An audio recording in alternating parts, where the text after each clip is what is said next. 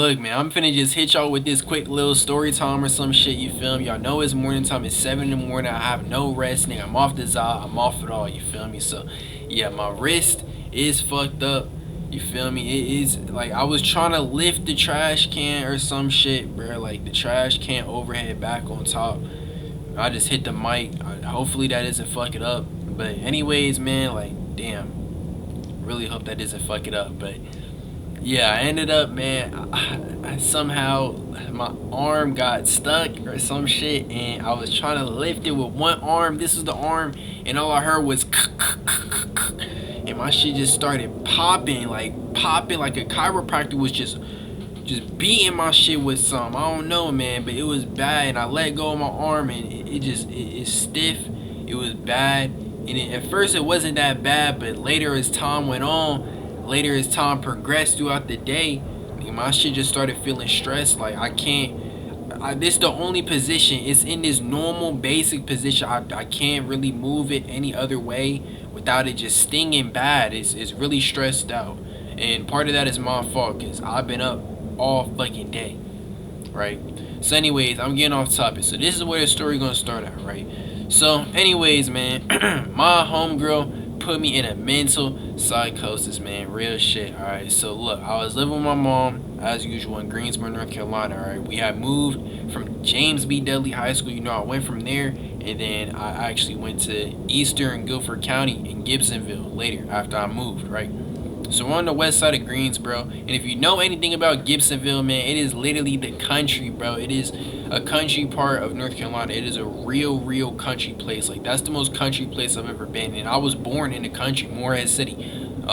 Anyways, bro, like, it's cows, dogs, and all that shit out there, man. It's like really weird, but the thing is about Gibsonville, bro, Eastern North Carolina, bro, everybody is not from there that goes there. There is some people, but the majority of the people that go to that school, it's just a bunch of other cities that are going there. Like, I'm seeing people from Durham. I'm seeing people from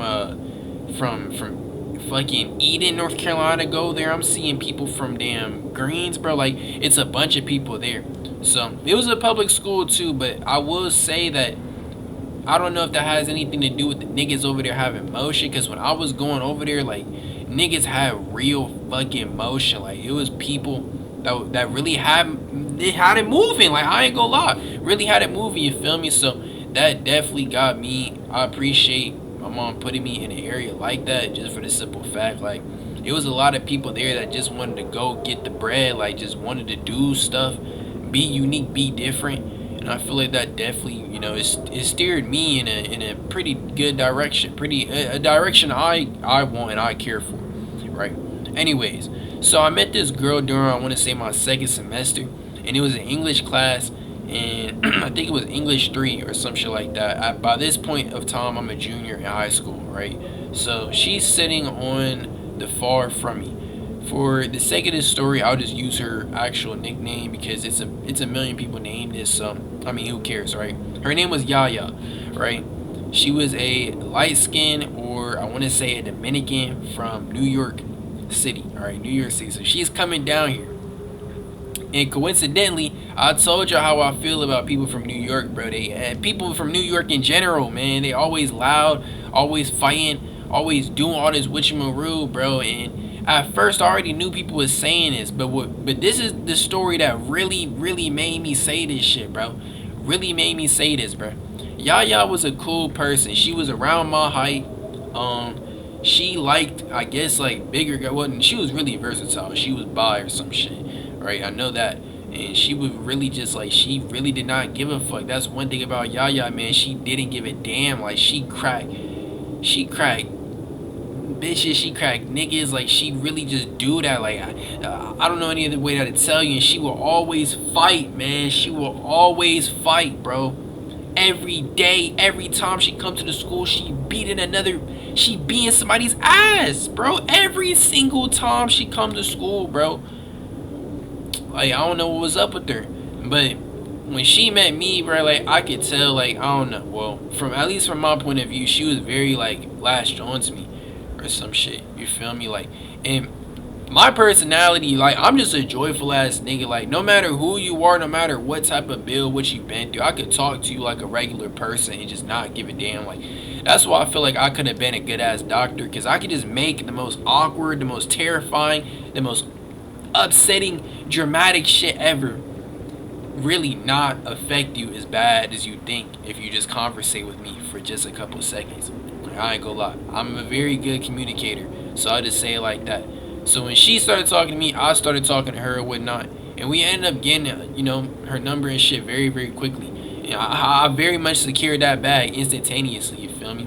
And to point out, no, I didn't necessarily meet her in class. Like, I was actually kind of very quiet just towards myself. I mean, just how it is. Not no popular loner shit, but niggas just don't be wanting to talk all the time or whatnot. But I mean, when I do talk, I mean, I be talking. So I'm really just not trying to use that title, bro. That title corny as shit. So Fago, fuck you, man. You ruined it. But anyways, look, right. So this is exactly how me and Yaya met. So we had like this. I forgot what was. It was some damn history class about Jews and the Germans, stuff of that nature, man. Not to, I smacked my mic again, man. Hopefully that does not fuck up the vid once again. But anyways, right? So me and her is in this group. We're in a group together, and we're fucking going around taking down information on our notebooks and stuff. Every couple of minutes, we gotta switch to the next station, etc. My fault. My voice is mad raspy. What the hell? But anyways, so we get to, I think it's the 6th or 7th station, right? And we had to do multiple days of this, by the way. I think this was like the 2nd day or the 3rd. It was one of the last days. But anyways, man, I end up like dropping my pencil, all right? And I'm a real overthinker. Like, I deadass be on that shit. So when my pencil is dropping, she's kind of near the desk or whatnot, and I don't know why it clearly made an impact in me, because I'm still thinking about that decision to this day. But I didn't know, okay, if I try to pick up the pencil fast because it's rolling off the desk, all right, she might not think it's like weird or anything. She probably gonna think I'm weird, but like, nigga, I don't know. So like, do I do that, or should I let it slowly try to roll and maybe grab it so I don't scare her or some shit? Like, I don't know, because at this point in time, bro, Yaya was fine to me, nigga. Like, bro, we matching personalities and everything, bro. Like, we like these, bro. Fuck that fucking hurts, but we're like these, man, real stuff, bro. So off of that alone, like, I don't know. But anyways, man, look, I ended up grabbing it super fast, and she thought it was weird, and that's essentially just how we started talking. You feel me? We just started talking off of a rolling piece of, it's some Disney shit, right? Bro. But nonetheless, man, we've been talking since, and this is where I found out she was a crazy ass person. So Valentine's Day, right? I think we've been talking for a minute. We've been talking prior or some shit. One thing that I want y'all to know, me and Yaya was not together. Me and her both not subconsciously knew. We was able to coexist in doing bullshit with other people, right? We still fucked with each other. Like, if we was both single, which a lot of the times we was, because we both couldn't keep nobody, we would still latch on to each other as far as a way to cope or some shit. But it was a lot of reasons on why we was just not compatible, and I think we both knew those reasons why, man. Yaya was like, she was fucking emotionally dominant, my nigga. Like, she would ruin me, gang. She would genuinely ruin me. And let me explain to y'all what I mean, bro. Valentine's Day, man. Can't remember the context, but it was at the very end of the day. This is when I first experienced her putting the real beats on me, dude. She's coming up, alright. She's a car rider. I'm a bus rider. My bus is always last. My bus never ever comes through, man. It's always last. And I end up seeing her, and I bring her this box of chocolate. No. I don't bring her no fucking box of chocolate. I bring her, it was a teddy bear. I had like the giant teddy bear and shit, and that I had won or something. It was from a prize or something, and I just had it with me for like, it was like a month in advance or some shit. It was an early Valentine's prize event or something. I can't remember, and I just went there and I just won that shit. It was originally for another girl, but bro, I had like fucked it up with that girl before. Like, some stuff had happened. I don't even want to talk about it, bro. But I might bring it up someday. But anyways, yeah, I gave that bear to Yaya, all right, because I was like, boom, I still got this shit. And what else am I gonna do with this? A free ass gift, free ass Valentine's Day. I'm getting yams, nigga. What? This shit easy. So I end up giving it to her, and while I'm giving her the bear, and she's trying to grab it and stuff, I'm trying to hold her stuff so she has room to grab her shit. And nigga, her phone hits the floor, gang. Her phone drops to the fucking floor, bro. It was like an iPhone. I don't even know, bro. What year is this, man? Like, really, bro? Like, what year is this? No, but for real, I think she had like an iPhone 11 or some shit like that. I don't. It wasn't the newest one. I was a junior or some shit. Nigga, her shit fucking broke in front of me, and nigga, she just lashes out. No words, no nothing. He just gets to punching me in my shit. And obviously, bro, yes, nigga, I'm still a gentleman at the end of the day. Like, I'm not gonna punch no female. I'm never gonna do that. But, bro, I felt so sorry and so confused. And I want to remind y'all what the fuck, that at this point in time, I was going through a lot of stuff at home too. At the same time with my own mother. Now, though I don't tell y'all that much, I just want y'all to keep that up in the air, to better make your own judgments on how y'all feel about my story, because I tell bad and good stories. It don't matter. So with that being said, this her hitting me and stuff, and she was like, bro, she became my homegirl. All right.